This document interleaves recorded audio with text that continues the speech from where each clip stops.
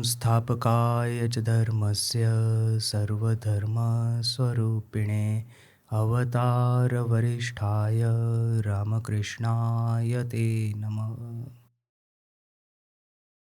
श्री रामकृष्ण लीला प्रसंग स्वामी शारदानंद जी महाराज द्वारा लिखित खंड दूसरा साधक भाव, उसकी अवतरणिका, उसके बारे में हम चर्चा कर रहे हैं।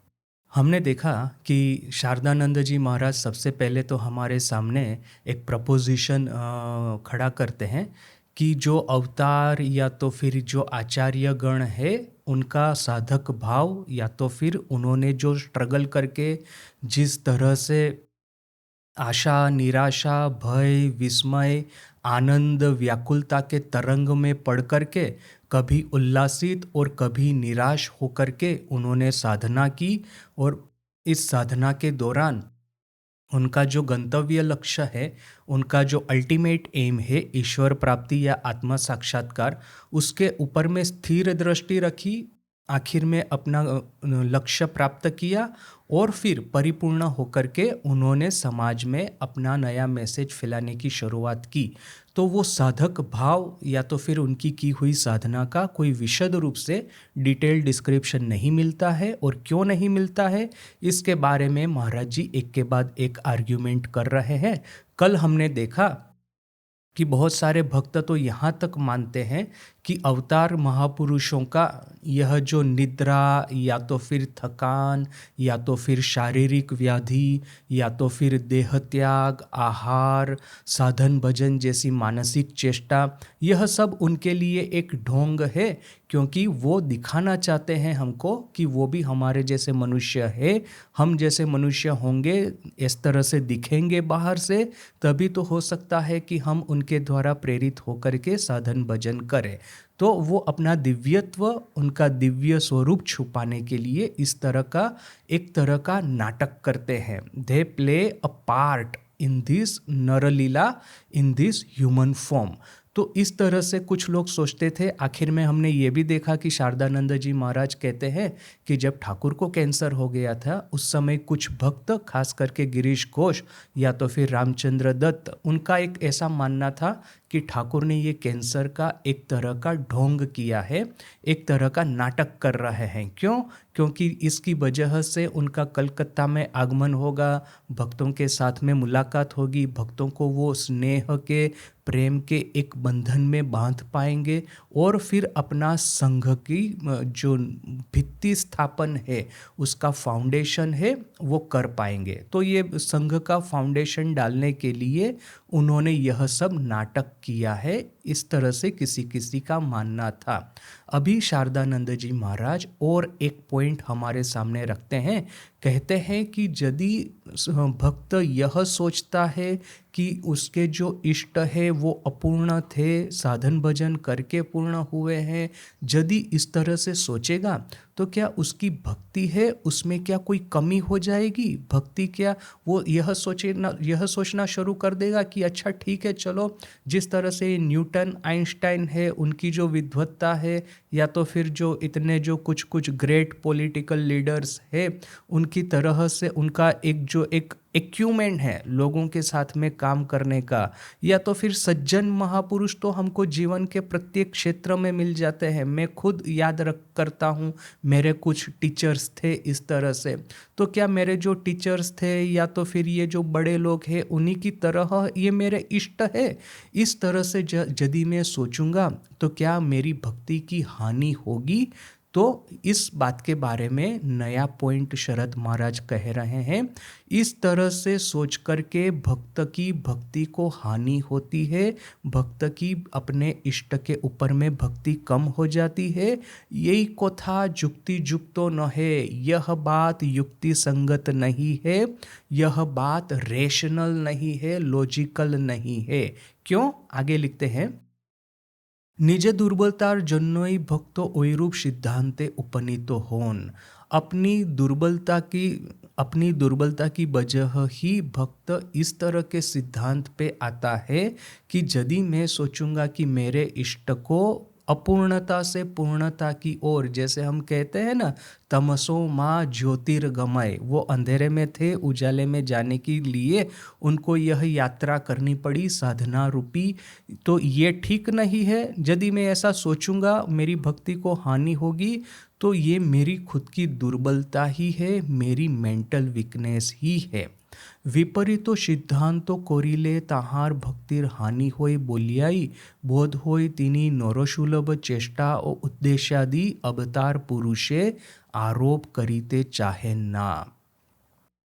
इस तरह से अवतार पुरुष के ऊपर में नरसुलभ चेष्टा और उद्देश्य का आरोपण हम इसीलिए नहीं करते हैं क्योंकि इससे भक्त की भक्ति को हानि होगी।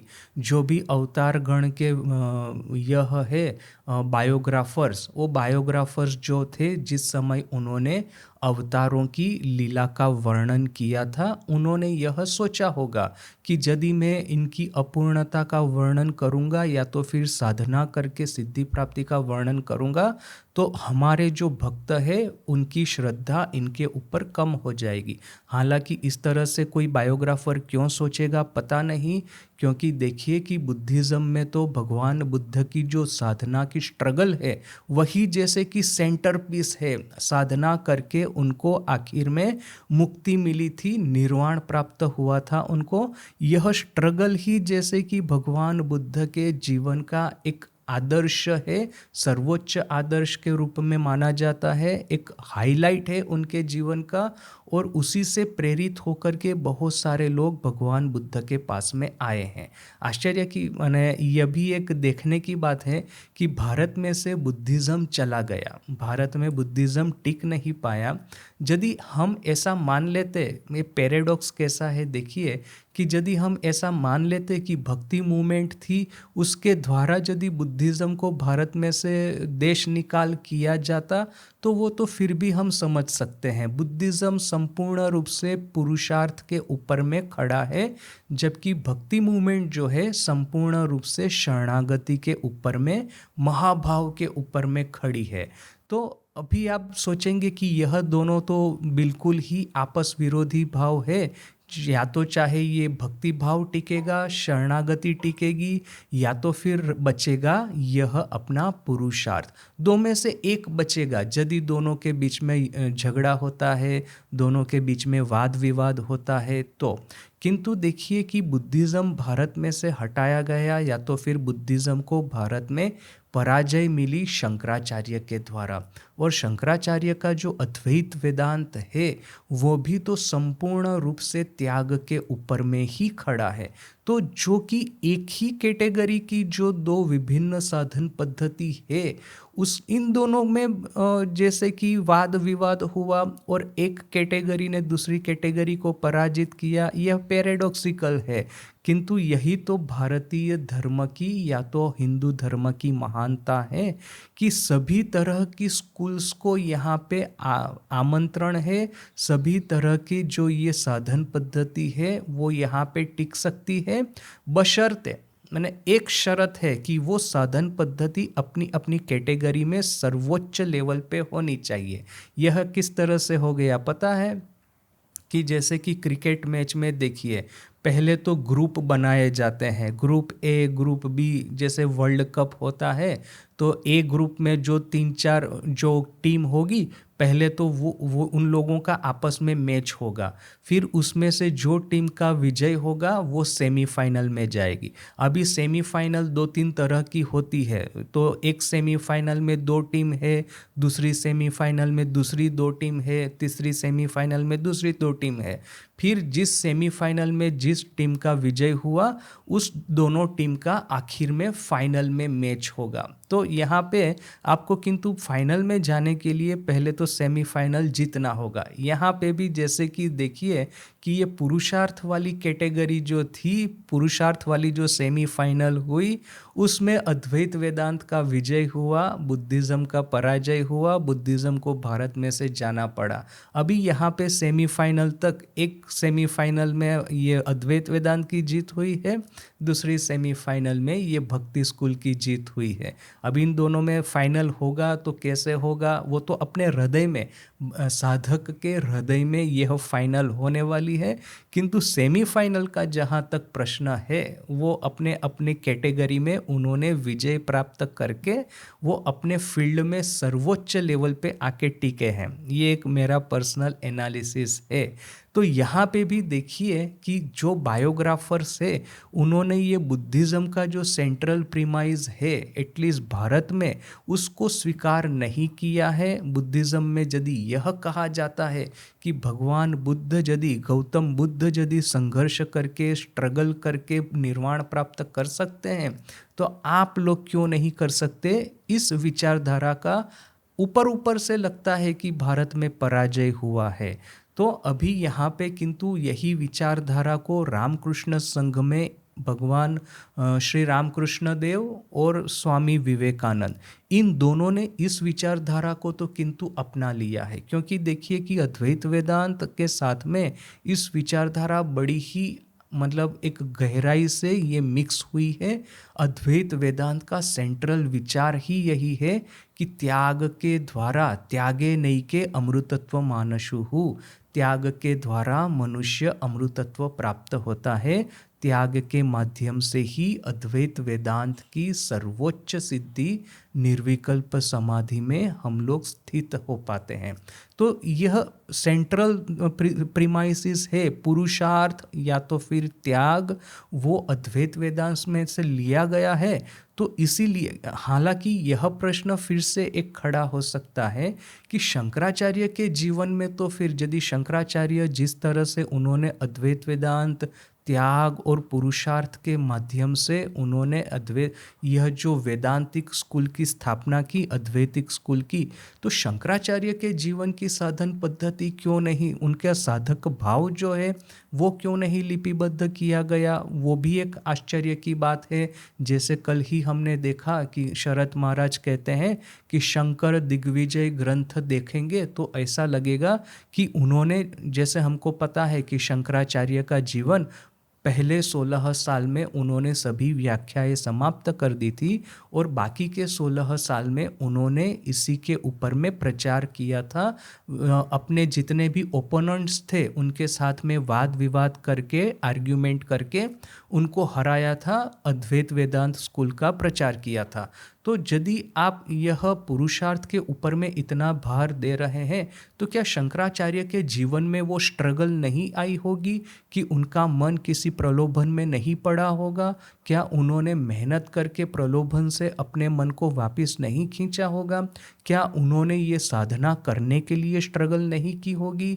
एक के बाद एक किस तरह की साधन पद्धतियाँ उन्होंने अपनाई थी, यह सब डिस्क्रिप्शन फिर शंकराचार्य के जीवन में क्यों नहीं है? यह एक बड़ी आश्चर्य की बात है। किंतु जो भी है, यहाँ पे हम लोगों ने बुद्धिज़्म का जो सेंट्रल प्रीमाइज है कि हमारे इष्ट की साधन भजन पद्धतियाँ, उन्होंने जिस तरह से स्ट्रगल की, वो स्ट्रगल पढ़ कर के हमको और ज़्यादा आनंद मिलना चाहिए। वो जो बुद्धिज़्म का सूत्र है कि इहासने शिष्य तुम्हें शरीरम त्वगस्थि मासम प्रलयंच याति, तो मैं इस आसन पे सवार होऊंगा और जब तक लब्ध्वाम बोधि बहु जन्म दुर्लभाम, बहुत बहुत जन्म से भी प्राप्त नहीं होता ऐसा जो दुर्लभ बोध स्वरूप है, निर्वाण है, जब तक वो निर्वाण प्राप्त नहीं होगा तब तक मैं इस आसन से नहीं खड़ा होऊंगा। भले ही चाहे मेरी हड्डियां, मेरे मांस गल जाए, मैं मर जाऊं इस आसन पे बैठ करके। तो वराहनगर मठ में जब गुरु भाई तपस्या करते थे तब उन्होंने यह श्लोक अपने दीवाल पे लिख दिया था।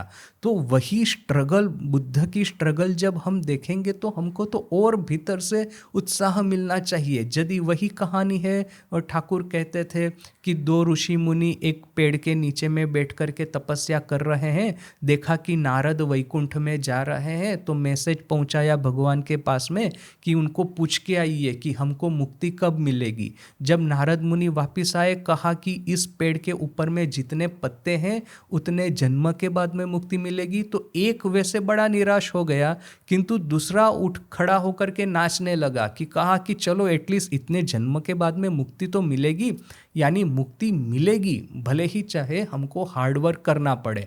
यदि हम सर के ऊपर में हाथ रख के बैठ जाएंगे कि अरे इतना जन्म और लगेगा, मुक्ति कब मिलेगी, इसके बाद में मिलेगी, तो फिर तो हम जैसे कि जो चेष्टा करनी है, जो तपस्या करनी है, तपस्या ही छोड़ देंगे।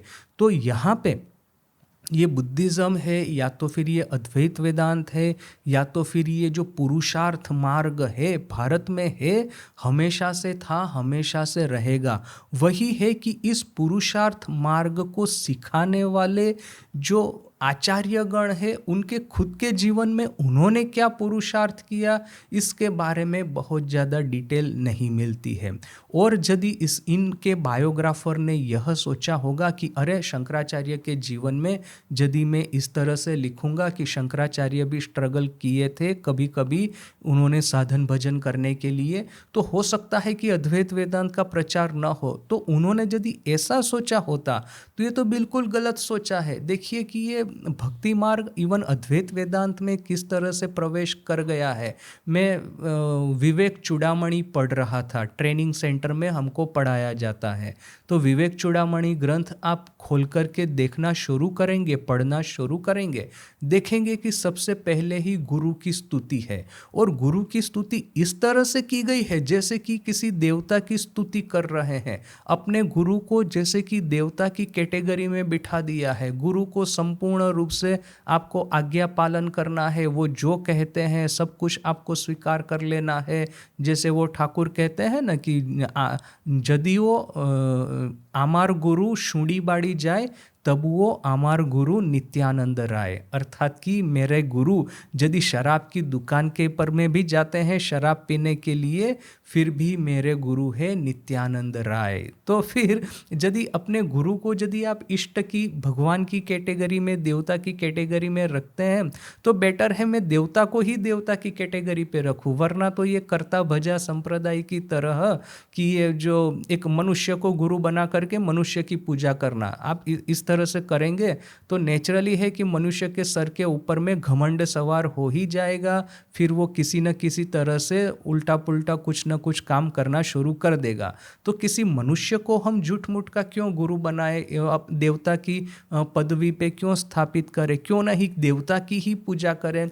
ये डॉक्टर सरकार जब वो काशीपुर में जाते थे और ठाकुर की ये लोग इतनी श्रद्धा करते थे, तब ये डॉक्टर सरकार खुद कहते थे कि अरे आप लोग ये सीधा सरल आदमी है, झूठ मूठ का आप लोगों ने इसका सर बिगाड़ दिया है। क्यों?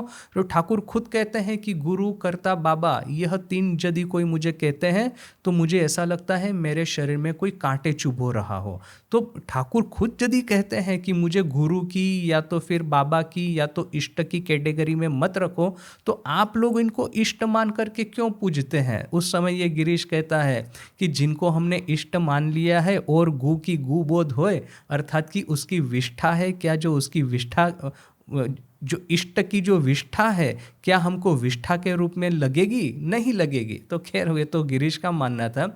किंतु हालांकि देखिए कि डॉक्टर सरकार वगैरह जितने भी लोग थे, ठाकुर के जीवन का ये ट्रांजिशन नहीं समझ पाए थे। हमने देखा था कि आनंद पर्व में ठाकुर अपने स्वरूप को छुपाते तो है, कुछ कुछ लोगों को कुछ कुछ हिंट देते हैं, किंतु जनरली अपना स्वरूप छुपा के रखते हैं।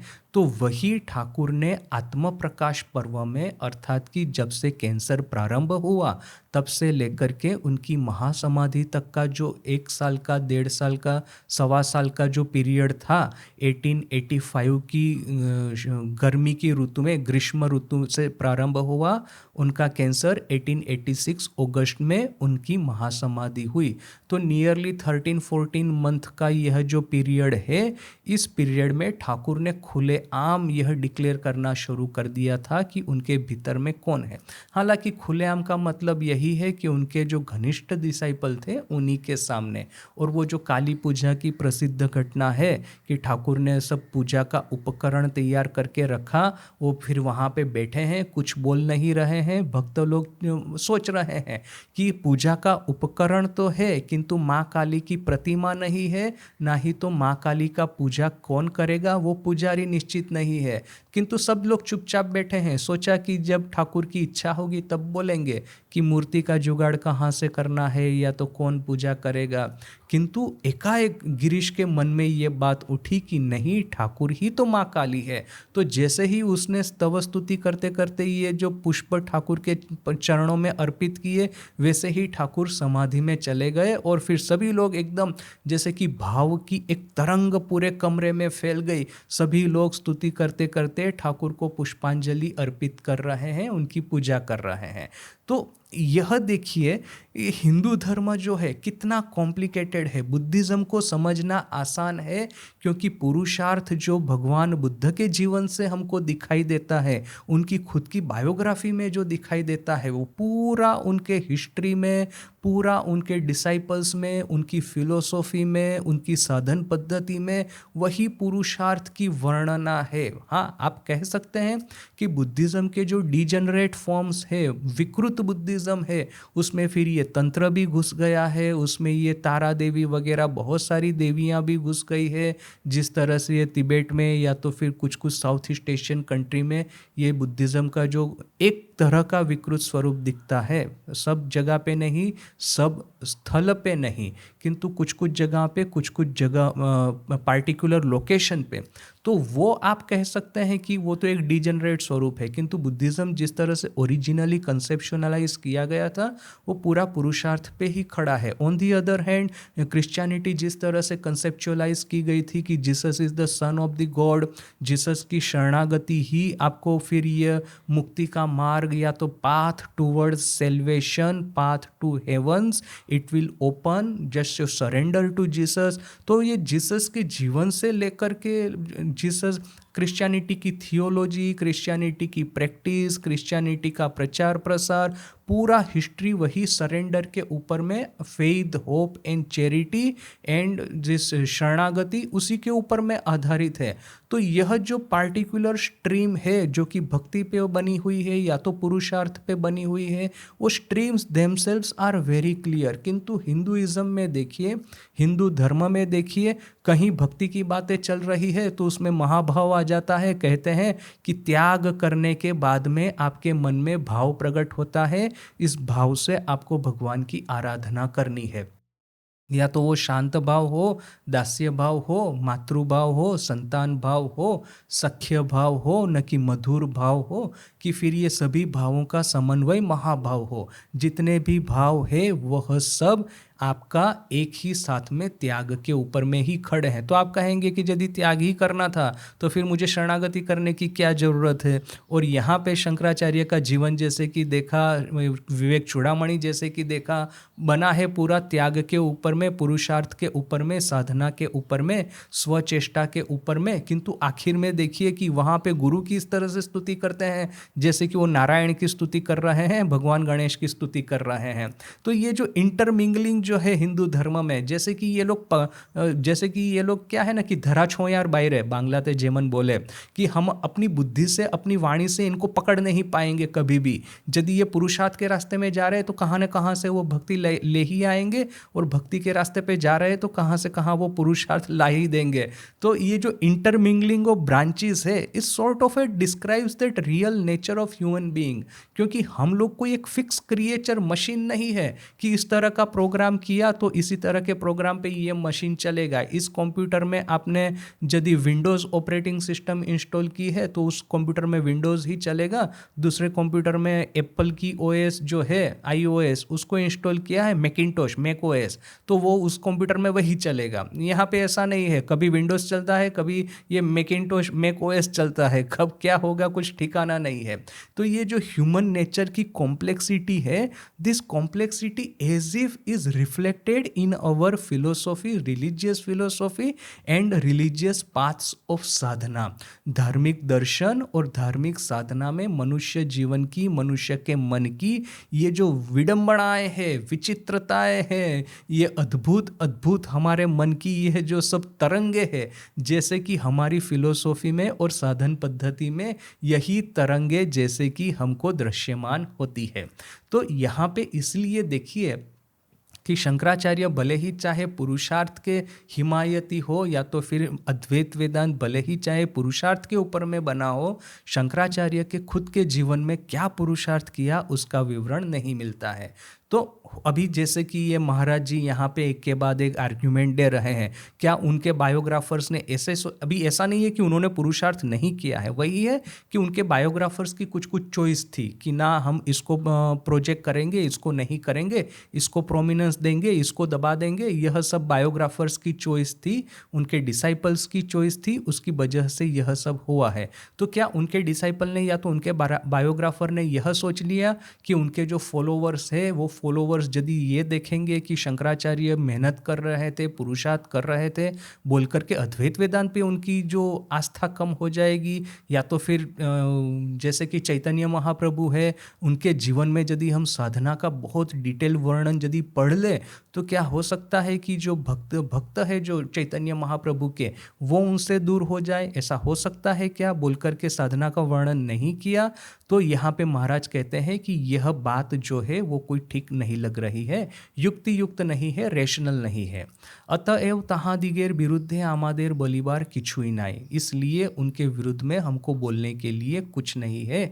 अतएव तबे एक कथा ठीक जे भक्तिर अपरिणत अवस्थातेई भक्तो एरूप दुर्बलता परिलक्षितो होय।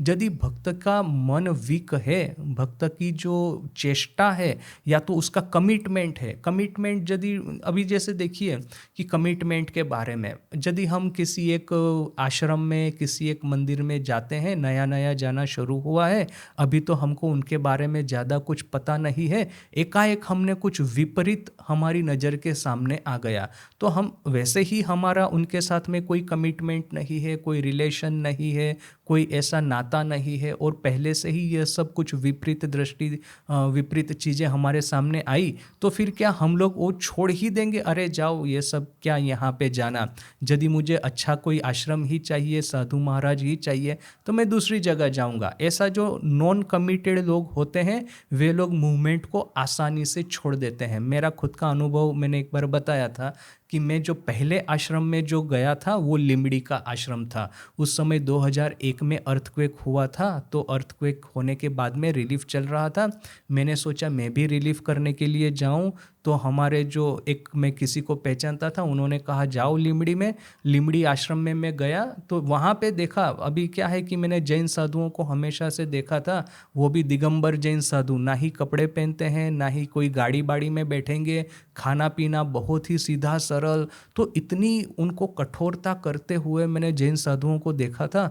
और यहाँ पे जैसे ही मैंने आश्रम में प्रवेश किया, देखा कि बड़ी वो जो टाटा की एक बड़ी गाड़ी है, टोयोटा गाड़ी है, और बड़े बड़े मकान है, और वो खाने को बैठे थे तो इतना अच्छा अच्छा खाना है। वहाँ पे ऑफिस में जाके देखा कि कंप्यूटर है, इतने सारे लोग आते हैं, इतना पैसा है। मैंने सोचा कि ये किस तरह के साधु है कि इस तरह की वैभव और ऐश्वर्य में रहते हैं। तो खैर अभी जैसे देखिए कि हमने ये डिस्कस किया था, यदि किसी का हृदय परिवर्तन होना है ना, तो इस तरह से कोई इंटेलेक्चुअल लेखा जोखा करके कोई नहीं अपने इस तरह से कमिटमेंट करता है कि अरे ये लोग बड़ी अच्छी गाड़ी में घूमते हैं तो ये लोग अच्छे साधु नहीं है, मैं यहाँ पे नहीं आऊँगा। इस तरह से कोई नहीं सोचता है। ये यदि कमिटमेंट होना है ना, तो अपने हृदय में कुछ ना कुछ प्रश्न होने चाहिए, कुछ ना कुछ संदेह, संशय या तो समस्या होनी चाहिए, जिसका कि समाधान वहाँ पे जाकर के मिलता है। और जैसे ही समाधान मिला तो उसके बाद में ये छोटी मोटी जितने भी इरिटेंट्स है, जितना भी हमको यह लगता है कि अरे ये लोग ऐसा कर रहे हैं, वो लोग ऐसा कर रहे हैं, वो सब चला जाएगा। Does not matter. इस जगत में कुछ भी परफेक्ट नहीं है। परफेक्शन की आशा माया के जगत में रखेंगे तो हमको कहीं पे शांति नहीं मिलेगी, कहीं पे हमको ये सेटिस्फेक्शन नहीं मिलेगा। एक जगह से दूसरी जगह, दूसरी जगह से तीसरी जगह जाते जाएंगे। जैसे ठाकुर ने कहा कि यहाँ पे पानी पाने के लिए यहाँ पे कुआं खोदने की शुरुआत की। अभी कुआं खोदने की शुरुआत कि थोड़ा सा खोदा, पानी नहीं मिला तो दूसरी जगह जाके कुआं खोदा, वहाँ पे नहीं मिला तो तीसरी जगह चले गए, तो वो फिर हम पूरा जीवन कुआं ही खोदते रहेंगे, पानी कभी मिलेगा ही नहीं। तो वो ऐसी अवस्था किंतु उन्हीं लोगों की होती है जिनका कोई कोई जेन्युइनली भीतर में से मुमुक्षुत्व नहीं होता है, कोई जेन्युइन प्रश्न नहीं होते हैं, या तो कोई जेन्युइन समस्या नहीं होती है। उन लोगों के लिए, जैसे स्वामी जी अमेरिका गए थे तो स्वामी जी ने कहा कि जिस तरह से ये वहाँ पे फैशन है हाई सोसाइटी में कि उनके घर में एक जापानीज वाज होना चाहिए, वो एक कल्चर का लक्षण है, मैंने से साइन ऑफ प्रॉस्पेरिटी। तो जिस तरह से एक जापानीज वाज है वैसे ही हम लोग थोड़ा धर्म कर लेते हैं, क्योंकि धर्म is also a fashion. Church में जाना, संडे को मास अटेंड करना, it's sort of A fashion. अच्छे अच्छे कपड़े पहन करके फिर वहाँ पे जाकर के एक सोशल मीटिंग करना, सोशलाइजेशन करना, अपना बिजनेस बढ़ाना वगैरह वगैरह। जैसे कि राजा महाराज के पिताजी, उनको कोई कोर्ट मुकदमा में फंस गए थे, कोर्ट केस में, तो देखा कि ठाकुर के पास में ये जो अधर सेन वगैरह जो डिप्यूटी मजिस्ट्रेट वगैरह आते हैं, तो वहाँ पे जाकर के उन लोगों की सलाह ली जाए। तो ऐसा कोई सांसारिक एक पॉइंट ऑफ व्यू लेके आएंगे, सोशलाइजेशन करने आएंगे, एक फैशन के रूप में आएंगे, तो उन लोगों को तो वैसे ही कहीं पे सेटिस्फेक्शन नहीं मिलने वाला। किंतु जिन लोगों की समस्या है, जिन लोगों के प्रश्न है, जिनका मुमुक्षुत्व है, वो जैसे ही उसका समाधान हो वैसे ही वे लोग वहाँ पे रह जाएंगे और वे लोग कमिटेड हो जाएंगे। किंतु अभी यहाँ पे उन लोगों की, अभी जो लोग इस तरह से कमिटेड होकर के आने वाले हैं उन लोगों की संख्या कम ही होने वाली है। किंतु जब हम लोभ में पड़ करके कहेंगे कि नहीं, मुझे समाज के जितने भी लोग हैं सबको यहाँ पे आना है, सबको यहाँ पे ले आना है, तब मैं क्या करूँगा कि हमारी जो हिस्ट्री है उसको डॉक्टर करना शुरू कर दूंगा, उसके ऊपर मैं सर्जरी करना शुरू कर दूंगा। मैं यहाँ पे देखता हूँ कि जेन्युइन डिवोटी तो एक ही है, किंतु मंदिर भरने के लिए 100 लोग चाहिए, तो बाकी के जो 99 है उनको क्या अच्छा लगता है, उसके अनुसार मैं अपने जो किताबें हैं, उसके अनुसार मैं अपने इष्ट है उनको मैं प्रेजेंट करना शुरू कर दूंगा। ये लोभ में पढ़ करके कि ज़्यादा से ज़्यादा लोग आए, भले ही चाहे उनका कोई डीपर कमिटमेंट ना हो, भले ही चाहे उनका कोई इस तरह से कोई मुमुक्षुत्व ना हो, भले मुझे जगह भरने के लिए, डोनेशन प्राप्त करने के लिए, इन्फ्लुएंस बढ़ाने के लिए भीड़ इकट्ठा करनी है, और भीड़ इकट्ठा करने के लिए यदि मेरा इष्ट है या तो फिर मेरी ये साधन पद्धति है या तो मेरे शास्त्र है, उनको भी यदि इधर उधर करना पड़े तो डज नॉट मैटर।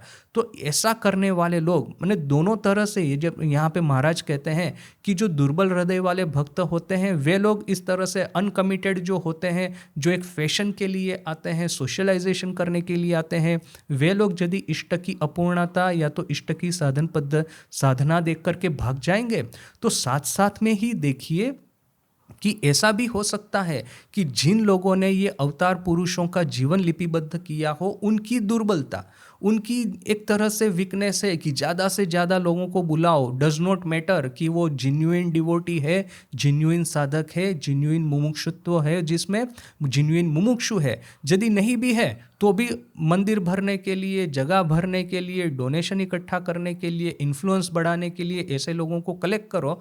तो इस तरह के बायोग्राफर या तो फिर इस तरह के वो जो ये होते हैं, मैनेजर होते हैं इस तरह की मूवमेंट के, वे लोग इस तरह से शास्त्र को डॉक्टर करना, शास्त्र के ऊपर में सर्जरी करना शुरू कर देंगे। यानी ये दोनों तरह से है, भक्त की भी दुर्बलता है और जो भक्तों को सिखाते हैं उनकी भी दुर्बलता है। भक्तिर प्रथमावस्थातेई भक्त भगवान के ऐश्वर्य बिरोहित कोरिया चिंता करिते पारे ना। भक्ति की प्रथम अवस्था में ही भक्त भगवान को ऐश्वर्य से अलग करके चिंता नहीं कर सकता है। भक्त सब समय यही सोचेगा कि मैं यदि इस इष्ट के पास में आता हूँ तो मुझे इस इष्ट का एक चतुर्भुज स्वरूप देखना है, अष्टभुज स्वरूप देखना है। मैं चाहता हूँ कि जब भी मेरी बीमारी हो, जब भी मुझे यह समस्या हो तो फटाक करके आशीर्वाद दे करके उसको दूर कर दे। भक्त यह नहीं देखना चाहता कि 2 हाथ वाले मेरे इष्ट है, वो यहाँ पे खाट के ऊपर में बैठे हैं और यदि मैं अपनी समस्या का जाकर के वर्णन करूंगा तो वो मुझे कह देंगे कि अच्छा एक काम करो, सुबह शाम बैठ करके साधन भजन करो, ये मंत्र तुम्हारी जीभ पे लिख देता हूँ, इस मंत्र का पाठ करना, माँ काली का प्रसाद ग्रहण करो, माँ काली को जाके प्रणाम करो। इस तरह से यदि कोई इष्ट कहेगा तो वो इष्ट है किस काम के? तो वो शॉर्टकट प्राप्त करने के लिए भक्त हमेशा भगवान को ऐश्वर्य से महिमा मंडित देखना चाहता है, ऐश्वर्य से भरा हुआ देखना चाहता है। इसीलिए भक्ति की प्रथम अवस्था में भक्त चाहता है कि उसके इष्ट सब समय एक दिव्य शक्ति से भरपूर हो, और इसका जो रिवर्स स्वरूप है जो कि हमने डिस्कस किया कि ये जो इस तरह के अवतार या तो इस तरह के इष्ट, उनके जो प्रथम डिसाइपल होते हैं, उनके जो प्रिंसिपल डिसाइपल होते हैं, उनकी भी एक वीकनेस होती है कि इस तरह से अनकमिटेड लोगों को, फैशन से आए हुए लोगों को कलेक्ट करने के लिए अपने इष्ट की इस तरह की बातों को फैलाए। माने दुर्बलता दोनों तरह से है, इस तरह के अनकमिटेड भक्तों की भी है, भक्ति की प्रथम अवस्था में आए हुए भक्तों की भी है, और ये जो अवतार या तो इष्ट या तो गुरु के जो प्राइमरी प्रिंसिपल डिसाइपल है उनकी भी है, उनके बायोग्राफर की भी है। जैसे कि देखिए रामचंद्र दत्त सब जगह पे जाकर के प्रचार करते थे कि नहीं, जब श्री रामकृष्ण देव के पास में आ गए हैं, उनका आशीर्वाद ग्रहण कर लिया है या तो फिर उनको इष्ट के रूप में स्वीकार कर लिया है, तो फिर हमको साधन भजन करने की क्या जरूरत है, चलो नगर कीर्तन करते हैं उनका नाम करते करते।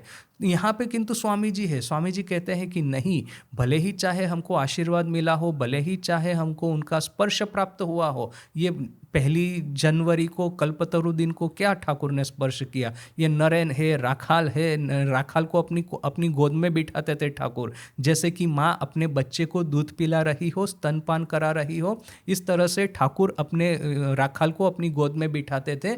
माँ यशोदा और बाल गोपाल वाला इन दोनों के बीच में भाव था। तो स्पर्श करके आशीर्वाद देना तो बहुत दूर की बात है, इतना घनिष्ठ संबंध ठाकुर का ये त्यागी संतानों के साथ में था। किंतु फिर भी ठाकुर ने भी उनको साधन भजन करने को कहा, उन्होंने खुद ने साधन भजन किया, और फिर उनके साथ में रामकृष्ण संघ में जितने भी लोग आते हैं, भक्त हो न कि सन्यासी, सबको साधन भजन करने के बारे में कहा जाता है। आज यदि आप हमारे रिवियर्ड प्रेसिडेंट महाराज के पास में से दीक्षा लेंगे तो महाराज ऐसा नहीं कहेंगे कि हाँ ठाकुर का दर्शन कर लिया, ठाकुर के आशीर्वाद मिल गए, उसी से सब हो गया। कहेंगे कि प्रतिदिन नियमित रूप से 108 हो सके तो 1008 जप करना ही होगा, कथामृत पढ़ना ही होगा। इनफैक्ट दीक्षा लेने से पहले ये कंडीशन है कि आपको इतनी किताबें पढ़नी होगी, आपका इंटरव्यू लिया जाएगा, सही में देखा जाएगा कि आपने किताब पढ़ी है कि नहीं है। तो देखिए कि ये स्वामी जी दोनों तरह से, कि प्रथम अवस्था वाले जो भक्त है, क्यूरियोसिटी से आए हुए भक्त है, अनकमिटेड भक्त है, वो जिस तरह से भगवान में ऐश्वर्य देखना चाहते हैं, तो साथ साथ में ही ये भगवान के जो कुछ कुछ प्रिंसिपल डिसाइपल होते हैं, वे लोग भी भक्तों को भीड़ इकट्ठा करने के लिए उनके मन को जो भाता है वो देना चाहते हैं। भक्ति परिपक्व होइले ईश्वरेर प्रति अनुराग काले गभीर भाव धारण करिले, ओई रूप ऐश्वर्य चिंता भक्ति पथेर अंतराय बोलिया बोध होइया थाके। यदि भक्ति हमारी परिपक्व होती है, प्रथम अवस्था में तो हमको ऐश्वर्य दिखता चाहिए, भगवान के प्रति एक दिव्यता चाहिए भगवान के भीतर में। किंतु जैसे ही हमारी भक्ति परिपक्व होती है, साथ साथ में ही ये दिव्यता या तो फिर ये डिवाइन पावर्स या तो फिर ये ऐश्वर्य हमको भक्ति के पथ में अंतराय बोध होता है। हमको ऐसा लगता है कि अरे भगवान के पास में इतनी शक्ति है, ये दिव्य शक्ति, एक हाथ में शंख चक्र गदा पद्म यह सब जो लेकर के भगवान विष्णु खड़े हैं 4 हाथ में, या तो फिर ये माँ दुर्गा के ये जो 8 हाथ है 8 हाथ है, सभी एक हाथ में त्रिशूल न कि एक हाथ में खड्ग, यह सब लेकर के इस तरह का इष्ट हमको नहीं देखना है। हमको तो वही एक कुटिया में माँ शारदा देवी बैठी है, अपने संतान के लिए एक कटोरी में दूध रख करके, और वो अपेक्षा कर रही है। ये अरूपानंद जी या कोई भी माँ के जो सेवक थे, वो किसी कार्य के लिए दूसरे गांव या कहीं पे जाते थे तो आते आते देरी हो जाता था, तो उनके लिए खाना लेकर के, दूध की कटोरी लेकर के माँ अपनी कुटिया में बैठ करके उनके लिए राह देखेगी, और साथ में एक लाठी जैसा, एक लकड़ी जैसा रखेगी, जिससे कि बिल्ली यदि दूध पीने को आए तो वो लाठी पटक करके बिल्ली को भगा दे। तो यह माँ, वो जो इस तरह का जो वर्णन है कि वहाँ पे छोटा सा दिया टमटम कर रहा है जयराम बाटी में माँ की कुटिया में, पास में ही माँ बैठी है, दूध की बाटी है अपने संतान के लिए, और माँ का मन कहाँ वो ब्रह्म राज्य में विचरण कर रहा है, किंतु नजर है वो दूध की बाटी के ऊपर में कि बिल्ली आकर के उसमें मुंह न मार दे। तो यह माँ हमको चाहिए, किंतु यह माँ हमको कब अच्छी लगेगी? जबकि हमारी बुद्धि परिपक्व होगी, जब हमारी भक्ति वो गहन होगी। यदि भक्ति गहन नहीं हुई है, बुद्धि परिपक्व नहीं हुई है, तो वही माँ दुर्गा जिसकी हम पूजा करते हैं, दुर्गा पूजा के दौरान 8 हाथ है, जया विजया सखी है, गणेश कार्तिक बैठे हुए हैं, इतने हजारों भक्त आकर के उनकी आराधना स्तुति कर रहे हैं। इस तरह की माँ दुर्गा हमको चाहिए। ये जो स्वामी जी ने अमेरिका से पत्र लिखा था, बाबूराम महाराज की माँ मातंगिनी देवी आठपुर में दुर्गा पूजा कर रही है, तो सभी साधुओं को आमंत्रण दिया है। तो स्वामी जी ने पत्र में लिखा, बूढ़ो वयसे बाबूरामेर मायर बुद्धिर हानि होए छे। અને बूढ़ी अवस्था में, मैंने वृद्ध अवस्था में बाबूराम की माँ की बुद्धि को हानि हुई है, बुद्धि भ्रष्ट हो गई है। ज्यांद दुर्गा छेड़े माटी दुर्गा पूजा कर छे। वे जीवंत दुर्गा माँ शारदा देवी को छोड़ करके माटी की प्रतिमा में दुर्गा पूजा कर रही है। क्यों कर रही है? क्योंकि उनको देखना है 8 अष्टभुजा वाली माँ दुर्गा, नहीं कि द्विभुजा वाली हमारी माँ शारदा या तो माँ दुर्गा।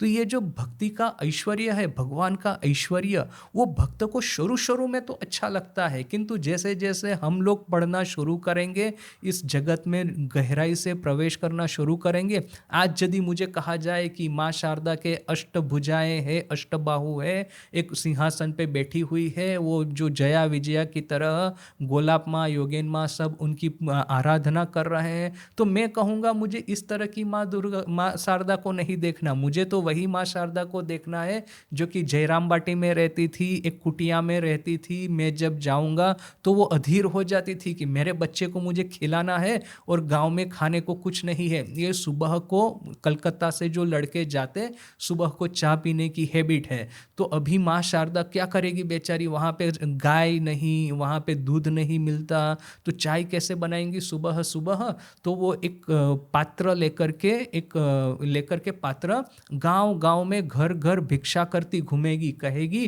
कि कलकत्ता से मेरे बच्चे आए हैं, सुबह को चाय पीनी है, थोड़ा सा दूध दे दो। तो कहीं से इतना दूध मिला, कहीं से इतना मिला, भिक्षा करके दूध लेके आएगी, सुबह को अर्ली मॉर्निंग उठ करके इनके लिए चाय बनाएगी। मुझे वो माँ शारदा चाहिए, नहीं कि वो दक्षिणेश्वर काली मंदिर में बैठी हुई वो जो अपनी वो माँ काली जिसकी आराधना ठाकुर किया करते थे। और वो ठाकुर को भी देखिए, आराधना जैसे माँ काली की करते हैं, किंतु उनके मन में जो माँ काली के प्रति वो संतान भाव जो है, वही संतान भाव उनके लिए सब कुछ है। उनको यह नहीं चाहिए कि माँ काली उनके बाकी कष्ट दूर कर दे, उनको माँ काली का दर्शन चाहिए। आशीर्वाद में के रूप में क्या चाहिए? सिर्फ दर्शन चाहिए, सिर्फ एक भालोबासा, एक प्रेम का रिलेशन चाहिए, नहीं कि ऐश्वर्य चाहिए, नहीं कि ये जिस तरह से मथुर बाबू के पास में जमीन जायदाद गहना वगैरह है वो सब चाहिए, वो सब कुछ नहीं चाहिए। तो ईश्वर को हम एक हमारे प्रियतम के रूप में देखना चाहे, ईश्वर के पास में से हम वही प्राप्त करें जो कि हमारे मन को सेटिस्फेक्शन देता है। यह सब कब होता है? जब हमारी बुद्धि परिपक्व होती है, हम साधना में गहराई से प्रवेश करते हैं। तो यहाँ पे महाराज जी वही लिखते हैं कि भक्ति परिपक्व होती है उस समय ईश्वर के प्रति अनुराग एक गंभीर भाव धारण करता है, और उस समय ये ऐश्वर्य चिंता, हमको ऐसा लगता, ऐश्वर्य चिंता यानी कि डिवाइन पावर्स, ये जो सुपरमैन वगैरह होते हैं, उनमें सुपर पावर होता है, तो भगवान के पास में, ईश्वर के पास में ये डिवाइन पावर होते हैं। तो ये जो ऐश्वर्य चिंता या तो डिवाइन पावर हमको भक्ति मार्ग में अंतराय या तो फिर किस तरह का स्टम्बलिंग ब्लॉक ही हमको दिखते हैं। एवं भक्तो तखोन उहा जतने दूरे परिहार करें, और भक्त मेहनत करके ईश्वर को एक सीधे सरल अपने प्रियतम के रूप में देखना चाहेगा, उनमें से यह ऐश्वर्य का भाव संपूर्ण रूप से दूर करना चाहेगा। जैसे कि देखिए कि माँ शारदा के साथ में ही कि वो यह तुरानंद जी ने कहा था कि माँ का मन जो है कभी भी कंठ से नीचे नहीं आता, यानी कि ये जो षड चक्र है, तो षड चक्र में ये जो अपने जो कपाल के बीच में जो चक्र है वहाँ पे जाने से हमको समाधि में चले जाते हैं। और यदि कंठ पे आता है तो ये समाधि भूमि और ये जो नॉर्मल वर्ल्ड है उसकी बॉर्डर लाइन पे हम लोग रहते हैं। किंतु माँ का जो मन था जैसे कि वो कंठ से कभी नीचे नहीं आता, यानी कि वो सामान्य धरती पे तो नहीं ही आता, वो डिविनिटी की बॉर्डर लाइन पे रहती थी।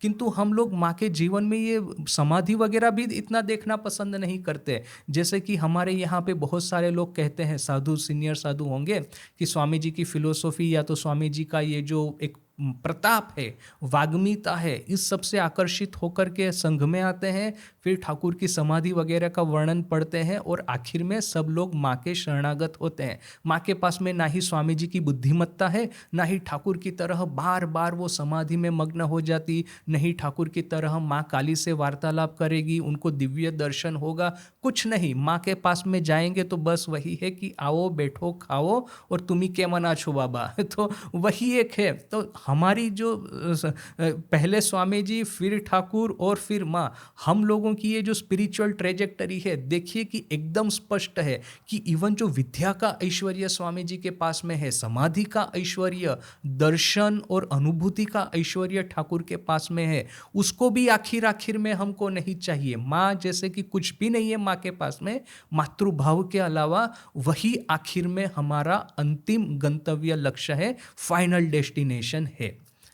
समग्र भक्तिशास्त्र वही कथा बारंबार बोलिया छेन। ये समग्र भक्तिशास्त्र यही बात बार बार कहे हैं। देखा जाए श्री कृष्ण माता जशोदा गोपालेर दिव्य विभूति नीचे नित्य परिचय पाइयाओ ताहा के निजो बालक बोधे लालन ताड़न आदि करे छेन।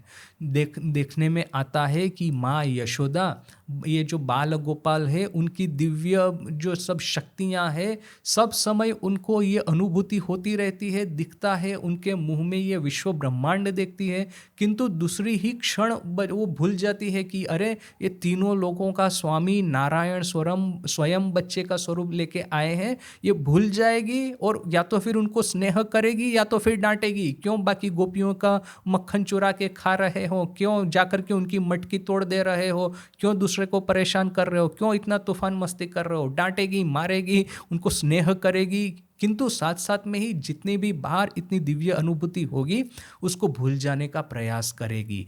गोपीगण श्री कृष्ण के जगत कारण ईश्वर बोलिया जानियाओ ताहा के कांतो भाव भिन्न अन्नो भावेर आरोप करीते पारिते छेन्ना। यह गोपीगण है श्री कृष्ण को जगत कारण ईश्वर, पता है कि श्री कृष्ण जगत कारण ईश्वर है, किंतु फिर भी कृष्ण के ऊपर में ये कांत भाव यानी कि प्रेम भाव छोड़ करके और कोई भाव का आरोप नहीं कर रही है। ये जो ठाकुर की कहानी है कि ये गोपी लोग जब मथुरा गई, देखा कि पगड़ी पहने राजा की तरह कपड़े पहने कृष्ण सिंहासन के ऊपर में बैठे हैं, तो फिर ये गोपियों ने कहा कि कहाँ हमारा ये जो पीताम्बर वस्त्रधारी, ये मयूर ये जो पिछ है वो धारण किए हुए कृष्ण, उनको देखने के लिए, गोपाल कृष्ण को देखने के लिए हम आए हैं। ये राजा कृष्ण को देखेंगे तो क्या हम लोग क्या द्विचारिणी होंगे, क्या हम लोग व्याभिचारिणी होंगे? ऐसा जब उन्होंने कहा तब ये राजा साजे हुए कृष्ण ने वही गोपाल का स्वरूप धारण किया और तब कहीं जाकर के गोपियों ने उनका दर्शन किया। तो इवन जो राजा का भी ऐश्वर्य है गोपियों को नहीं देखना है, वही गोपाल बाल रूपी ऐश्वर्य, गोपाल बाल रूपी कृष्ण को ही उनको देखना है। ए रूप अन्यत्र द्रष्टव्य, और इसी तरह से बाकी सब जगह पे हमको देखने को मिलता है। ये एक बहुत सुंदर पॉइंट है कि जब हम भक्ति के प्रारंभ में होंगे तभी हमको ये ईश्वर का, अपने इष्ट का ऐश्वर्य देखना है, तभी हमको यह देखना है कि उनको साधना करने की ज़रूरत नहीं है, वो कभी अपूर्ण नहीं हो सकते हैं, वो कभी इनकम्प्लीट नहीं हो सकते हैं। किंतु जैसे जैसे भक्ति आगे बढ़ती जाएगी वैसे वैसे ही यदि ये भगवान का ऐश्वर्य दिखता भी है तो भी हम कहेंगे कि इस ऐश्वर्य को दूर हटा दो, इस ऐश्वर्य को दूर कर दो। यानी कि देखिए कि किस तरह से भक्ति मार्ग भी और ये पुरुषार्थ मार्ग एक ही, जैसे कि गंतव्य लक्ष्य की ओर एक ही डायरेक्शन में हमको ले जाता है। नहीं भक्ति मार्गी कोई ऐश्वर्य देखना चाहते हैं और जो पुरुषार्थ मार्गी है उन लोगों के लिए ऐश्वर्य का कोई अर्थ नहीं है।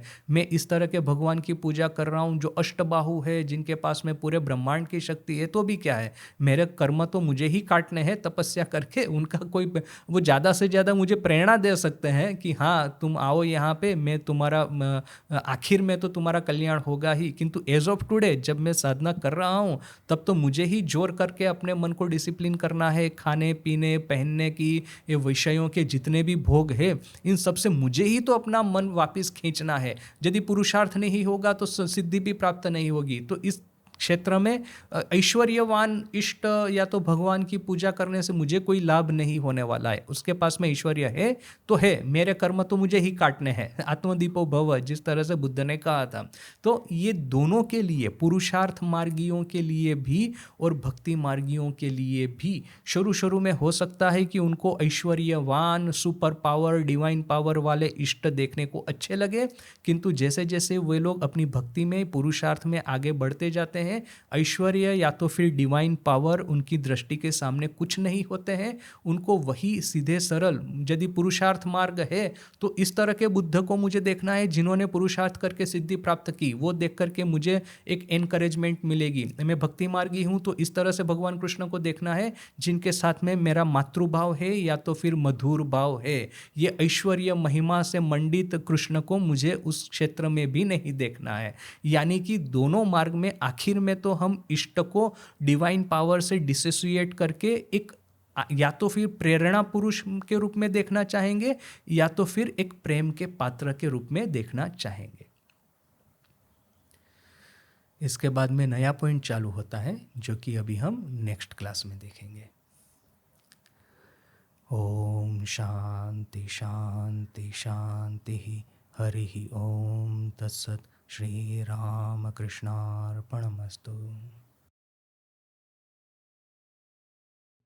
देखिए, मैं जिस तरह से एनालिसिस करता हूँ, दो तरह के डिवोटी होते हैं, एक तो साधक और नॉन साधक। अभी जैसे कि मास्टर महाशय को देखिए, वो ठाकुर के पास में जब पहली बार गए थे, प्रथम दर्शन में देखिए कि ठाकुर को वार्तालाप करते हुए देख करके ही ठाकुर के प्रति इतने आकर्षित हो गए थे। उस समय उन्होंने ना ही ठाकुर की समाधि देखी थी, ना ही वो भजन इतना सुंदर गाते हैं वो देखा था। वही है कि उनकी बातों से ही उनके हृदय को शांति मिल गई। तो एक तो मुमुक्षु होते हैं जो कि एक तरह के सॉल्यूशन प्राप्त करने के बाद में फिर साधना करना शुरू कर देते हैं ठाकुर के कहे अनुसार। दूसरे होते हैं कि जो कि आते हैं किसी अपेक्षा को लेकर के, किंतु उनको चाहिए कि साधना नहीं करेंगे, उनको शॉर्टकट मिल जाना चाहिए जो कि इजीली हो सकता है। इस ऐसा कुछ यदि हो जाए, हमको शॉर्टकट मिल जाए तो फिर हम अपना जीवन बिता दें। तो अभी क्या है ना कि जैसे हमारे संघ में, ऐसे मैंने सीनियर साधुओं को कहते हुए सुना है, दो तरह की मूवमेंट होती है। एक तो मास मूवमेंट होती है, एक क्लास मूवमेंट होती है। मास मूवमेंट में क्या है, ज़्यादातर लोगों को कुछ भी साधना नहीं करनी, उनको कुछ इजीली कुछ मिल जाना चाहिए। जबकि ये क्लास मूवमेंट होती है, उसमें क्या है कि लोग साधना करने को तैयार होते हैं, बशर्ते कि शुरू में एक कन्विक्शन आ जाए। तो अभी क्या है कि ये शुरू में एंट्री पॉइंट जो है ना, वो दैट इज़ देयर कि इवन मास्टर महाशय को भी स्वामी ठाकुर से कुछ एक मतलब एक विद्या का ऐश्वर्य कहिए चलिए, या स्वामी जी को देखिए कि स्वामी जी को एक जब पहली बार ठाकुर के पास में गए थे तो उन्होंने भी उनकी बातें सुन करके जो प्रभावित हो गए थे। केशव सेन भी जो है उनकी बातों को सुन करके मैंने विद्या के ऐश्वर्य से प्रभावित हुए थे। फिर ये समाधि ऐश्वर्य है, फिर लोगों को स्पर्श करके चैतन्य करवा देना है, वो तो उन्होंने बाद में देखा था। तो एक एंट्री पॉइंट ऐश्वर्य होना चाहिए, और दूसरा है कि फिर उस ऐश्वर्य को प्राप्त करके जीवन में कुछ एक सॉल्यूशन ला करके फिर बाद में साधना करनी है। तो जो साधक होते हैं ना, उन लोगों के लिए जो ऐश्वर्य होता है वो इस तरह से एक कहेंगे कि नॉन डिवाइन होता है, जिसमें कि प्रेम का एक बहुत बड़ा फैक्टर होता है। जबकि जो लोग हमेशा से शॉर्टकट ही देखना चाहते हैं, उनको एक डिवाइन ऐश्वर्य देखना है। अभी ये जो डिवाइन ऐश्वर्य, नॉन डिवाइन ऐश्वर्य, इन दोनों को वैसे तो डिस्क्रिमिनेट करना मुश्किल है, किंतु कथामृत पढ़ेंगे देखिए कि जितना भी प्रथम दर्शन हुआ है ना, इन सभी में आपको ऐसा नहीं दिखेगा कि ठाकुर का कोई ऐश्वर्य, दिव्य ऐश्वर्य देख करके लोग हुए हैं। अभी जैसे ये तुरानंद जी ना, कि किसकी ये बात है, तुरानंद जी की भी है और ये आई थिंक विज्ञानानंद जी की भी, दोनों में से एक की है कि जाके देखा तो एक बहुत बड़ा थाला सजाया हुआ था, थाले में बहुत सारे अन्न व्यंजन रखे हुए थे खाने के लिए। तो उन्होंने सोचा कि अरे परमहंस ये तो इस तरह से तपस्या का भान करते हैं, यहाँ पे इतना सारा खाना खाते हैं। किंतु जब ठाकुर खाने को बैठे तो उन्होंने लिखा कि ये जब चिड़िया थोड़ा थोड़ा करके खाती है तो सभी चीज़ों में से थोड़ा थोड़ा लेकर के खाते हैं।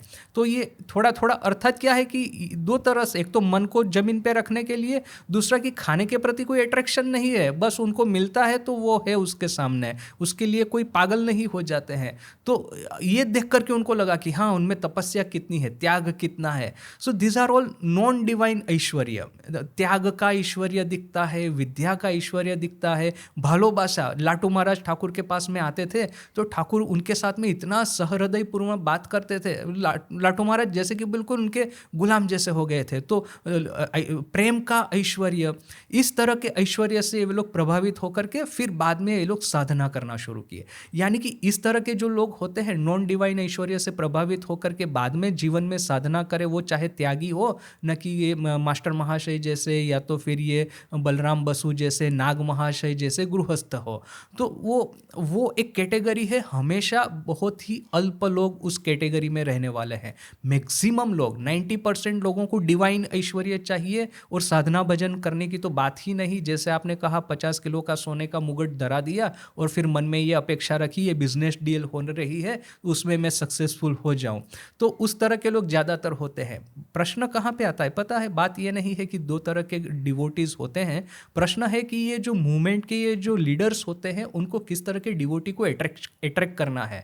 मैंने इस तरह का डिबेट यहाँ पे अपने संघ में सुना है कि हमको किस तरह के डिवोटी चाहिए। वो एक पार्टिकुलर सिलेक्टेड ग्रुप चाहिए जो कि बहुत ही कम रहेंगे, या तो फिर एक मेजर, एक विराट एक चाहिए। बोल कल्पतरु वाले ठाकुर ना कि दक्षिणेश्वर वाले ठाकुर, आप बता दीजिए कौन से ठाकुर आपको चाहिए। एक कल्पतरु वाले ठाकुर है, एक आशीर्वाद मिल गया, जीवन का सब हो गया, वो एक बहुत बड़ा एक चाहिए। या तो फिर वो दक्षिणेश्वर में बैठे हुए ठाकुर जिनके पास जाकर के आप जाएंगे तो आपको साधन भजन करने को कहेंगे, आपको कोई भी शॉर्टकट नहीं दिखाएंगे, वो ठाकुर आपको चाहिए। तो हमको किस तरह के डिवोटीज को अट्रैक्ट करना है, that depends upon this leaders. वो जो चॉइस लेते हैं it will affect everything in the future.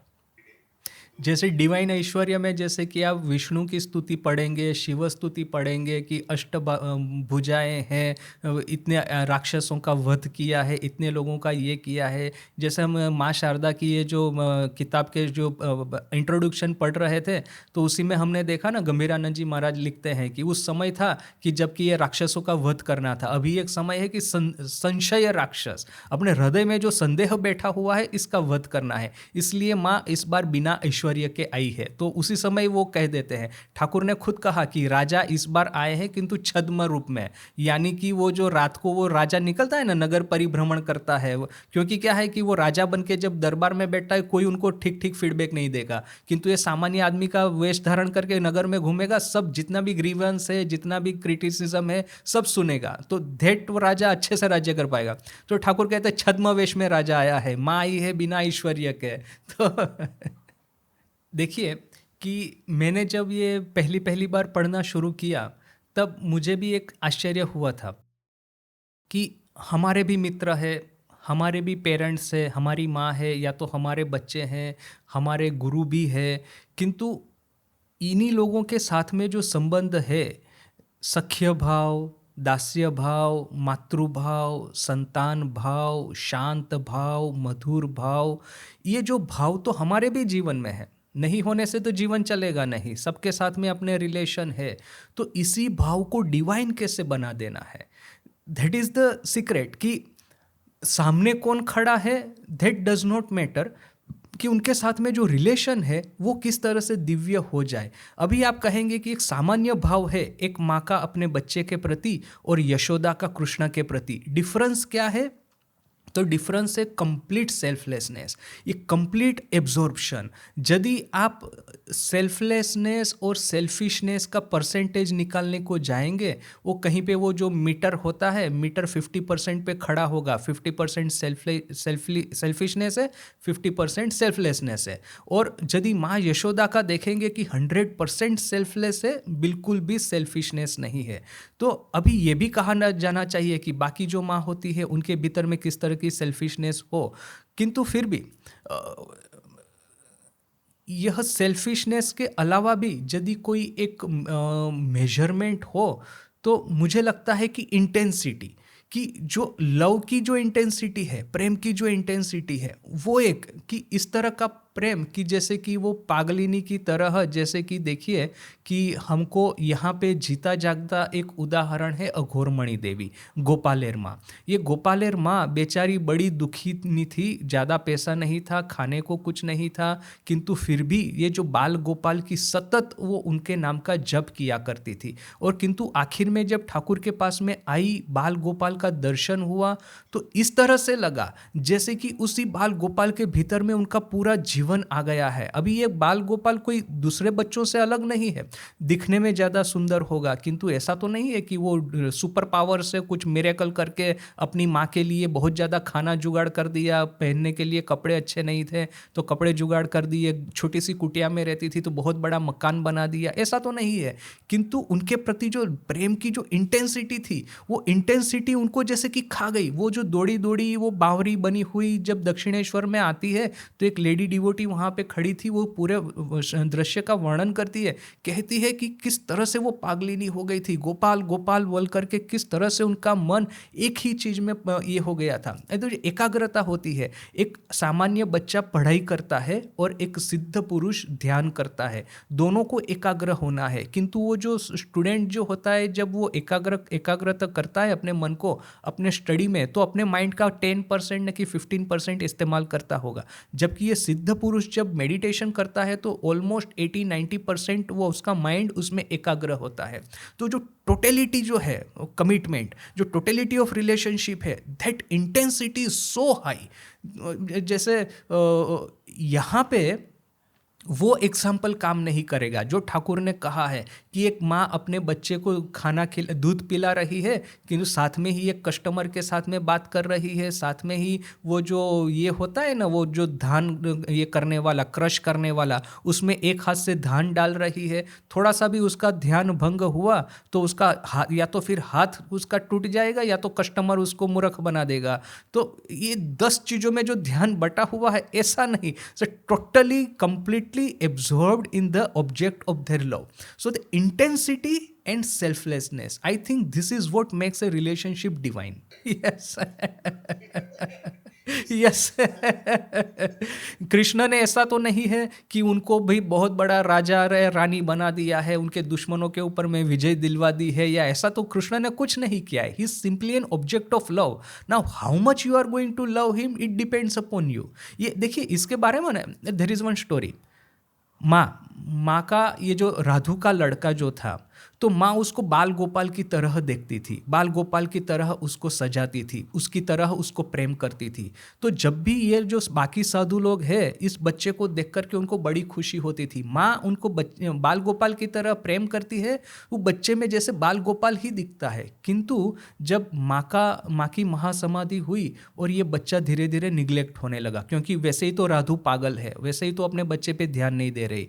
तो जिस महाराज ने ये स्मृति कथा लिखी है, महाराज लिखते हैं कि धीरे धीरे करके ना इस लड़के के भीतर में हमको लोभ के लक्षण दिखना शुरू हुए, खाने के प्रति बहुत ज़्यादा आकर्षण है, विषयों के प्रति बहुत ज़्यादा आकर्षण है। तो हम लोग सभी सोचते थे कि जब माँ उसको प्रेम करती थी तो उसको बाल गोपाल की तरह दिखता था, किंतु अभी वो जैसे कि लोभी और कामुक जैसा हो गया है। तो बात यह नहीं है कि बच्चे में अपने आप में कोई ऐश्वर्य था, माँ का प्रेम था कि जो उसको बाल गोपाल बनाता है। यानी कि सिर्फ ये नहीं कि बाल गोपाल के भीतर में जो ऐश्वर्य था, हम तो यहाँ तक जाके कह सकते हैं कि माँ यशोदा के प्रेम ने उनको सही सही बाल गोपाल बनाया।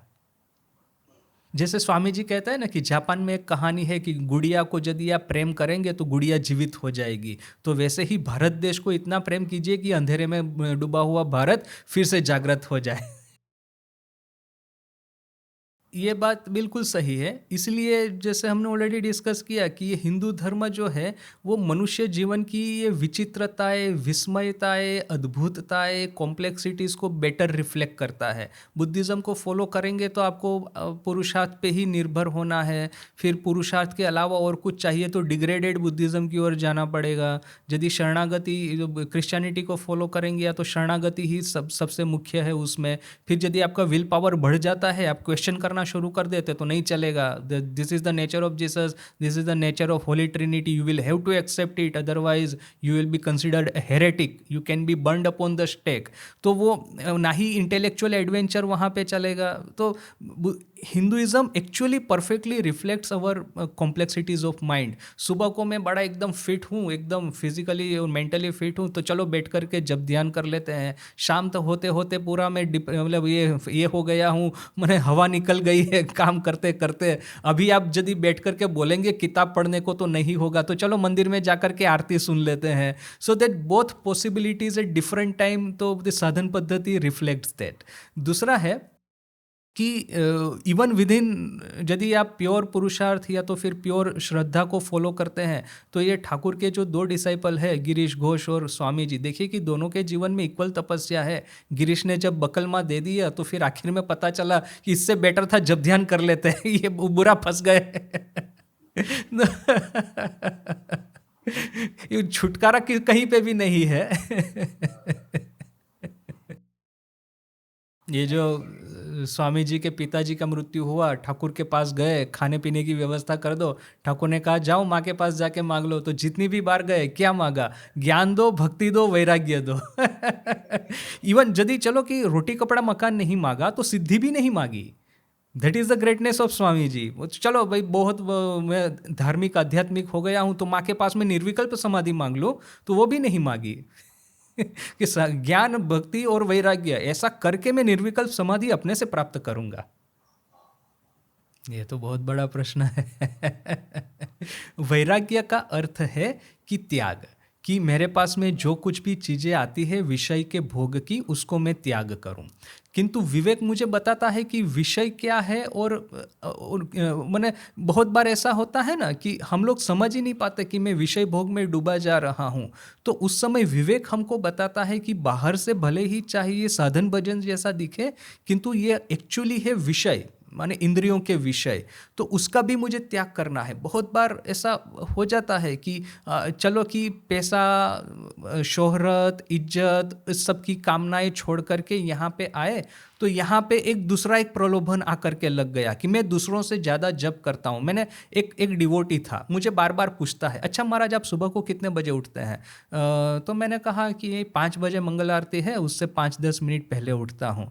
तो बोला अच्छा आप सिर्फ 5 बजे ही उठते हैं, 4:45 को ही उठते हैं? तो फिर मैं समझ गया कि वो क्या कहना चाहता है, इसलिए मैंने सामने प्रश्न किया, आप कितने बजे उठते हैं? बोला मैं 4 बजे उठ जाता हूँ। मैंने दिखाना चाहता है वो मेरे से ज़्यादा बड़ा, मतलब वो बेटर है। तो मैंने कहा अच्छा, तो मैंने ज़्यादा जल्दी उठोगे तो ज़्यादा जब ध्यान करोगे, ज़्यादा जब ध्यान करोगे जल्दी से तुमको मैंने ठाकुर का दर्शन होगा, मेरे से भी पहले हो जाएगा।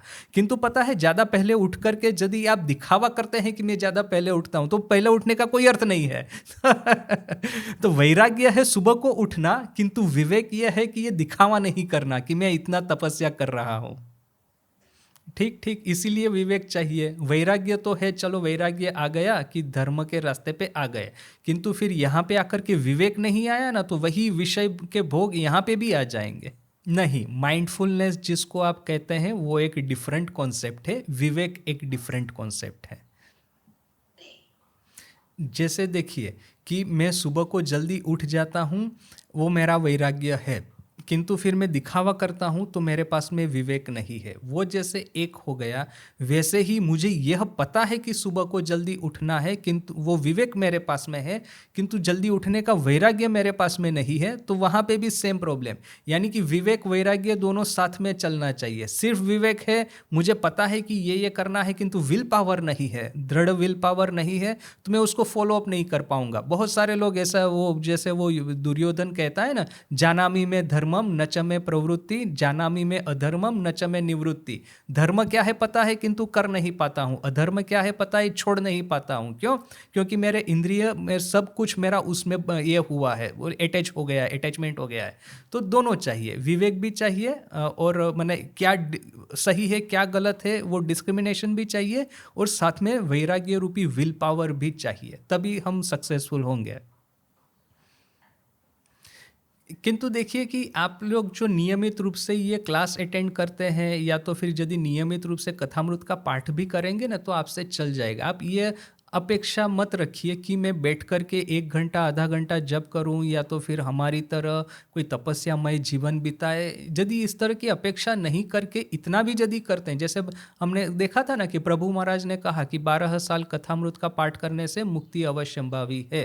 तो कथामृत का पाठ या तो फिर ये सत्संग इतना भी यदि बैठ कर के सुने, तो भी तो मैं कहता हूँ कि इस जन्म के लिए बहुत हो गया है। देखिए, इसको कंसोलेशन नहीं कहते हैं, इसको वास्तविकता कहते हैं।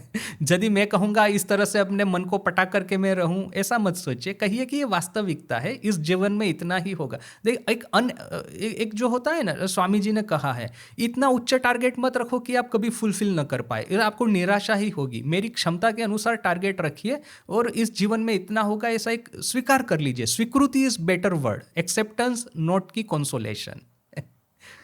देखिए, ये फ्रस्ट्रेशन भी अच्छा है कि हमको एक इम्पेटस देता है, एक धक्का देता है। यदि ये फ्रस्ट्रेशन नहीं होता कि मैं ठाकुर के शरणागत होने के बावजूद बहुत ज़्यादा कुछ नहीं कर पा रहा हूँ, तो फिर क्या होगा ना, मैं वैसे ही तमस में डूब जाऊंगा। यदि एक स्पिरिचुअल फ्रस्ट्रेशन रहता है, ठाकुर का ही देखिए ना, ठाकुर ने माँ का खड्ग हाथ में लेकर के गले पे मारने को गए थे, बोले कि यदि दर्शन नहीं दोगी तो अभी गला काट दूंगा। क्यों? ठाकुर तो इतने आध्यात्मिक थे, आज नहीं ना कल तो दर्शन मिलने वाला था। इतनी व्याकुलता आ गई, इतना फ्रस्ट्रेशन आ गया, सुसाइडल हो गए पूरे। तो माने ये इम्पेटस हमको देता है, एक ईंधन की तरह काम करता है। स्पिरिचुअल फ्रस्ट्रेशन होने से अच्छा ही है, बुरा कुछ नहीं।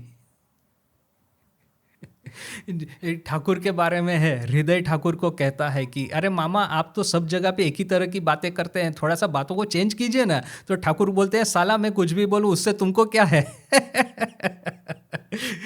जो महापुरुष होते हैं वो सामने वाले भक्तों की अवस्था देख करके बोलते हैं, तो कि उनको इस चीज़ की आवश्यकता है इसलिए ये बोलना है। वे लोग प्लान नहीं करते कि मुझे वैविध्य चाहिए, जिससे कि ये जो मास्टर महाशय बैठे हैं वो सब समय नई नई बातें करें, लिखेंगे। मास्टर महाशय को किसी ने पूछा कि कथामृत में बहुत सारी बातें रिपीट होती है, तो आपने उसको हटा क्यों नहीं दिया, बिना मतलब का कथामृत इतना बड़ा बना दिया। तो मास्टर महाशय क्या कहते हैं कि ठाकुर की बातों का एक फ्लो होता है, वो फ्लो को यदि हम तोड़ देंगे ना तो फिर पढ़ना अच्छा नहीं लगेगा। दूसरा कि ठाकुर किसको क्या उपदेश देते हैं वो भी एक बड़ा इंटरेस्टिंग साइकोलॉजिकल स्टडी है। केशव सेन को इस तरह से बोलते हैं, फिर ये विद्यासागर को इस तरह से बोलते हैं, नरेन को इस तरह से बोलते हैं, मास्टर महाशय को खुद को इस तरह से बोलते हैं। तो एक पूरा उपदेश यदि मिलेगा कि केशव को जो जो बोला उसमें से ये पॉइंट विद्यासागर में रिपीट हुए और ये पॉइंट नरेन में रिपीट हुए, makes a very interesting psychological study. इसको यदि हटा देंगे तो वो फ्लो भी ब्रेक हो जाएगा और एक सुंदर स्टडी भी नहीं होगा।